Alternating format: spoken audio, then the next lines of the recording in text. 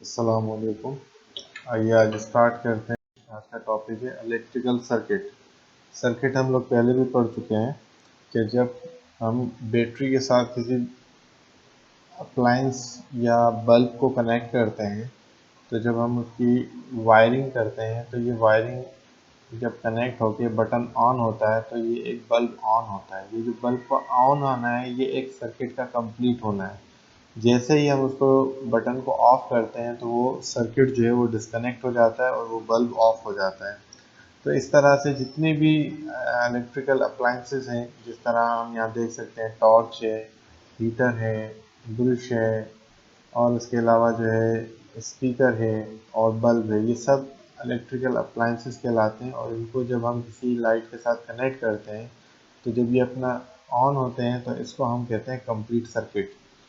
लेकिन इन चीज़ों में हमें थोड़ी सी एहतियात करनी है कि इस अगर हम डायरेक्ट मेन इलेक्ट्रिसिटी में कोई चीज़ कनेक्ट करते हैं तो उसमें हमें जो है करंट लगने का अंदेशा होता है। तो हमें इस चीज़ का ख्याल रखना चाहिए कि हमें करंट से भी बचना है।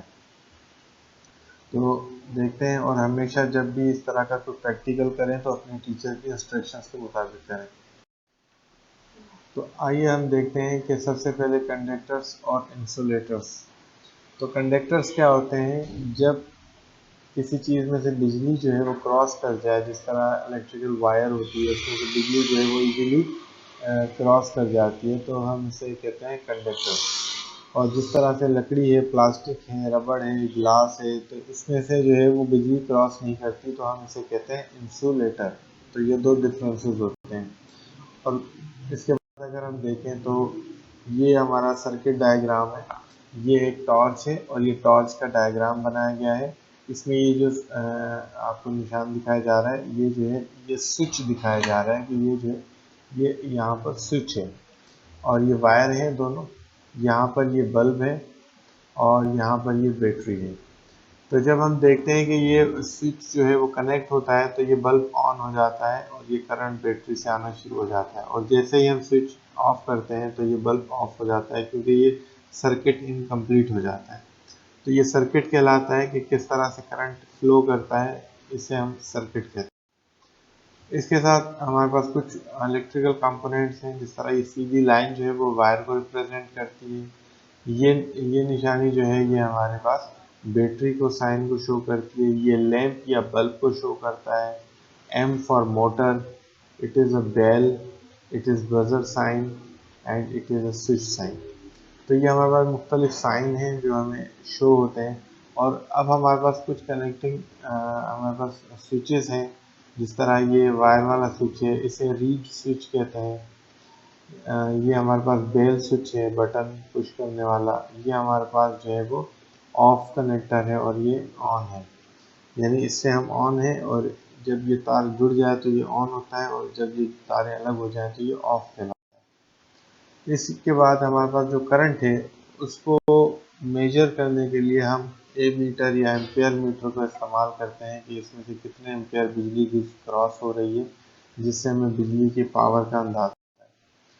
ये एमीटर जो है वो हम किसी भी सर्किट में कनेक्ट करके और उसका एम्पेयर मालूम कर सकते हैं। इसके बाद एक होता है वोल्ट मीटर, जो हमें वोल्टेज, जिस तरह आमतौर पर घरों में भी लगा होता है कि भाई 220 वोल्ट लाइट आ रही है या 210 वोल्ट आ रही है या 200 वोल्टेज की लाइट आ रही है, जितना पावर ज़्यादा सर्किट। इसके बाद हमारे पास जो सर्किट है वो अगर हम इसमें मज़ीद अगर ऐड करते जाएंगे तो अगर एम्पेयर ज़्यादा होंगे तो लाइट ज़्यादा ग्लो करेगी, और एम्पेयर यानी अगर हमारे पास लाइट जो है वो एम्पेयर कम होंगे तो ये कम ब्राइट होगा। जैसे हमारे पास दिखाया गया यहाँ पे 4 एम्पेयर है तो ये बल्ब ज़्यादा रोशन है, यहाँ 8 एम्पेयर है तो इससे भी ज़्यादा रोशन है, और अगर 2 एम्पेयर है तो ये कम रोशन है। तो जितने एम्पेयर ज़्यादा होते हैं उतने ही ब्राइट या लाइट ज़्यादा होती है। ये पहले जो हमने सीरीज सर्किट देखा था, अब हमारा पैरेलल सर्किट है। पैरेलल सर्किट में ये फ़ायदा होता है कि अगर एक बल्ब डिस्कनेक्ट हो जाता है तो दूसरा ऑन रहता है। ये सीरीज में नहीं कहलाता।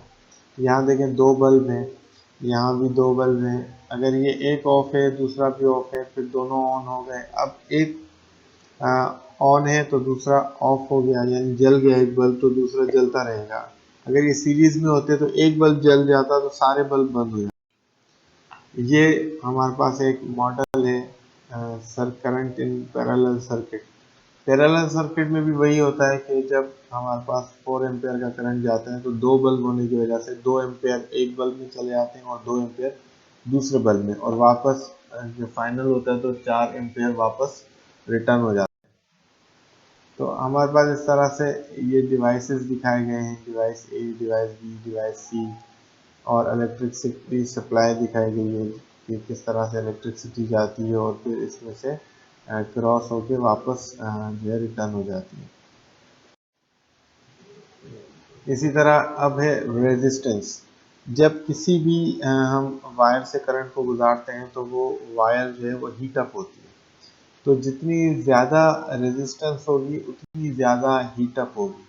आपने अक्सर देखा होगा कि कॉपर वायर का इस्तेमाल किया जाता है क्योंकि उसमें रेजिस्टेंस सबसे कम होती है, तो उसमें से बिजली इजीली जो है वो क्रॉस करती है और वो हीट अप नहीं होती और वो जलती नहीं है वायर। तो इसलिए हम रेजिस्टेंस को मेजर करते हैं ohms में।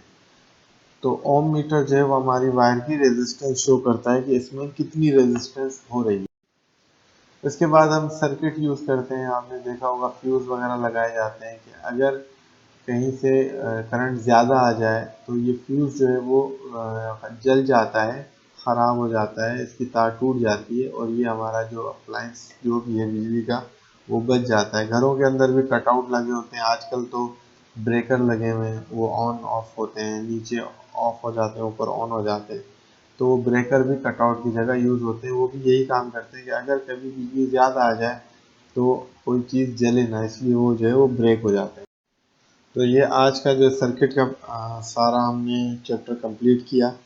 तो इस वीडियो को आप कई मरतबा देखें, एक से ज़्यादा मरतबा, और उसके बाद जो आपको पीडीएफ फॉर्मेट में फ़ाइल दी गई है वो अपना काम कंप्लीट करें कॉपीज़ में और चेक करने के लिए भेजें। लेकिन कंप्लीट करते हुए इस चीज़ का ख्याल रखें कि आपकी राइटिंग नीट एंड क्लीन होनी चाहिए, कटिंग्स नहीं होनी चाहिए और जो है ख़राब नहीं होनी चाहिए, बड़े बड़े वर्ड्स हों ताकि पढ़ने में दिखने में आसानी हो और आप प्रॉपर कापियाँ चेक हो सकें। और इस तरह से ये काम हमारा कंप्लीट हुआ और अगली वीडियो फिर हम इस काम के मुकम्मल होने के बाद आपको भेज देंगे। अस्सलाम वालेकुम वरहमतुल्लाह।